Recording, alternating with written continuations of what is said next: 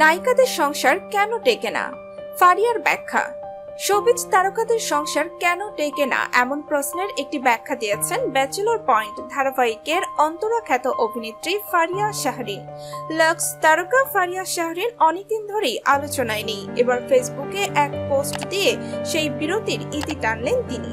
একই সঙ্গে এমন একটি ইস্যু নিয়ে কথা বলেছেন যা নিয়ে আগ্রহ অনেকের।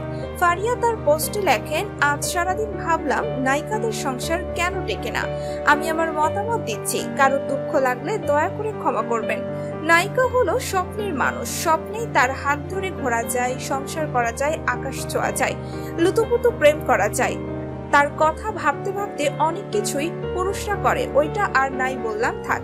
এই অভিনেত্রী লিখেছেন, ওই নায়িকাকে যখন দেখবেন বাসায় ছেঁড়া গেঞ্জি পরে রান্না করতেছে, মেকআপ ছাড়া বইয়ের মতো মাথায় তেল দিয়ে বাসা ঝাড়ু দিচ্ছে, দাঁত মাজতেছে, টয়লেট করতেছে, পেতনির মতো দুই পা ঝুলিয়ে মোবাইল টিপতেছে আর খাচ্ছে, ওই নায়িকা তখন আর স্বপ্নের নায়িকা থাকে না, বরং বাস্তবের জরিনা হয়ে যাবে। মেকআপ ছাড়া খুব কম নায়িকাই সুন্দরী। উল্লেখ করে ফারিয়া বলেন, মেকআপ সহ টিভিতে, টিকটকে, সোশ্যাল মিডিয়ায় দেখা কোনো নায়িকা লুতুপুতু সুন্দরী না। খুব কমই নায়িকা আছে যে ন্যাচারালি সুন্দর।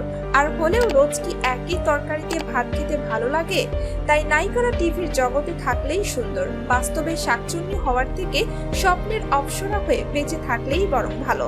সম্মানিত দর্শক বন্ধুরা, ভিডিওটি ভালো লাগলে আমাদের চ্যানেলের সাথেই থাকুন। ভিডিওটি ভালো লাগলে অবশ্যই একটি লাইক করে দিবেন।